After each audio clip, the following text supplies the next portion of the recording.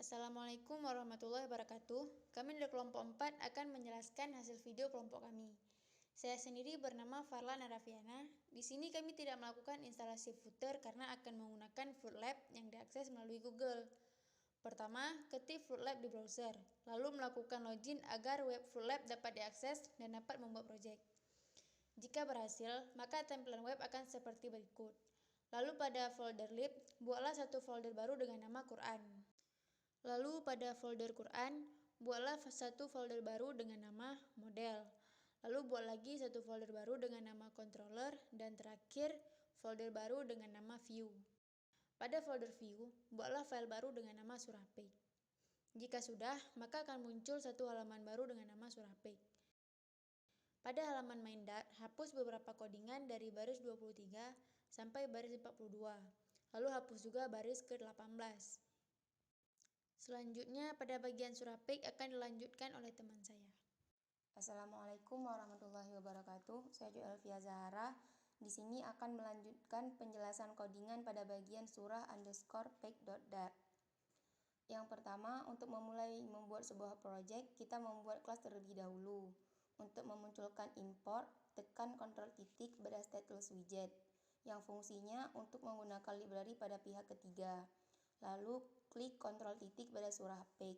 Jika sudah, maka akan muncul codingan seperti berikut, yang fungsinya untuk mengembalikan sebuah objek widget atau membuat widget yang nilainya tidak dapat dirubah.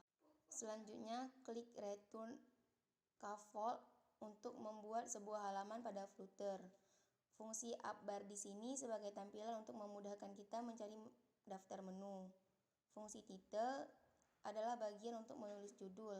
Selanjutnya kita ketik center title yang fungsi dari center title ini yaitu untuk membuat sebuah judul di app bar dan dapat diposisikan di bagian tengah.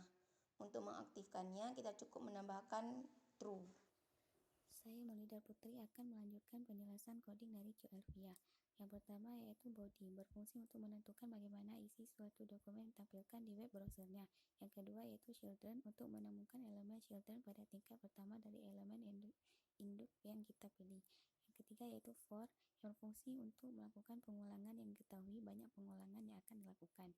Kemudian container, yaitu berfungsi untuk membungkus blok di dalamnya sehingga terlihat rapi terhadap ukuran layar. Kemudian height dan width berfungsi untuk mengatur tinggi dan lebar baik pada rig natif maupun pada platform yang lain seperti pada CSS dan HTML. Kemudian yang terakhir yaitu color, berfungsi untuk mengembalikan nilai numerik yang dihitung dengan kombinasi 3 warna, merah, hijau, dan biru, dan saluran alfa. Baik, saya Izia Kalkia ingin menjelaskan lanjutan source code yang ada pada surah page.dart, di mana di situ kita ketik perintah colors.blueAccent untuk memasukkan warna biru pada website Quran yang akan kita buat. Kemudian ada perintah padding, dan di dalamnya terdapat perintah edgeinsets.symmetries. Itu berarti berfungsi untuk mengatur jarak dari dalam, artinya mengatur sebuah jarak yaitu horizontal dan vertikal, di mana jarak horizontal dengan ketentuan nilai 10 dan jarak vertikal dengan ketentuan nilai 25. Dan jangan lupa kita menambahkan tanda kurung dan koma, karena itu juga berpengaruh pada coding kita.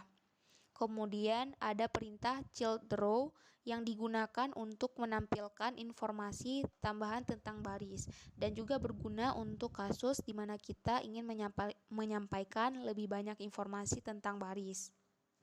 Kemudian ada perintah main axis alignment, itu merupakan properti yang dimiliki oleh row dan kolom yang berfungsi untuk mengatur posisi widget di dalamnya. Kemudian ada perintah main axis alignment dot space between yang berfungsi untuk membagi ruang ekstra secara merata di antara child atau anak-anaknya.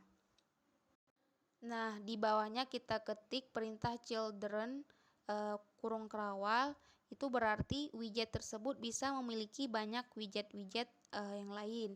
Misalnya kita ingin menampilkan daftar menu Quran.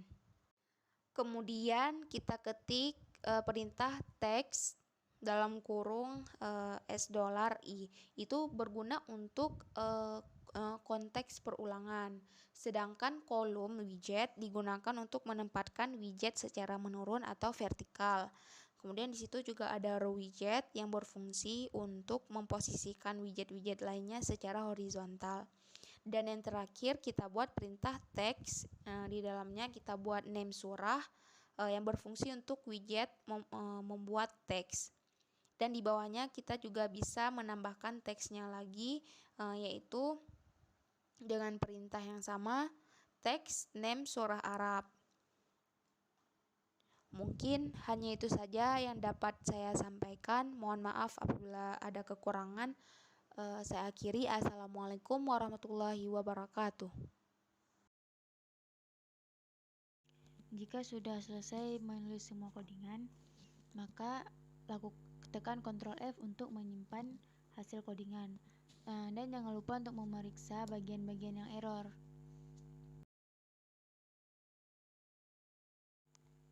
Jika bagian-bagian yang error sudah diatasi, maka tekan Ctrl S sekali lagi, lalu kembali ke halaman main Dart.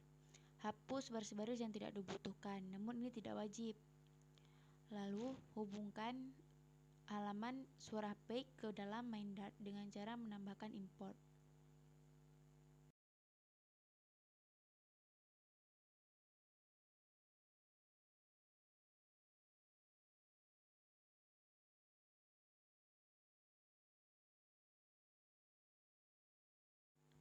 Lalu tambahkan home surah page seperti pada baris 14 agar hasil coding kita bisa berjalan dengan lancar. Langkah terakhir adalah melakukan running.